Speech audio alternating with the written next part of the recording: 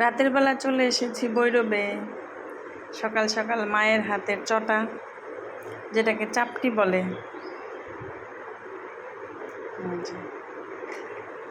চাপটি খাবো। আর সাথে আছে শুটকির ভর্তা। মুখে পানি এসে পড়তেছে। মুরগির মাংস। কারো যদি খেতে ইচ্ছে করে, আমার কোনো দোষ নাই, আমি এখন খাবো। ঢাকায় থাকতে অনেক মন চাইতেছিল।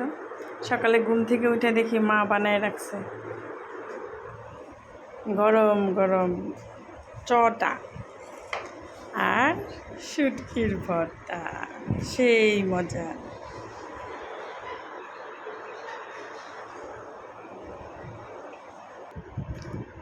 আমি আমার মুখের পানিটা ধরে রাখতে পারতেছি না, এত মন চাচ্ছে।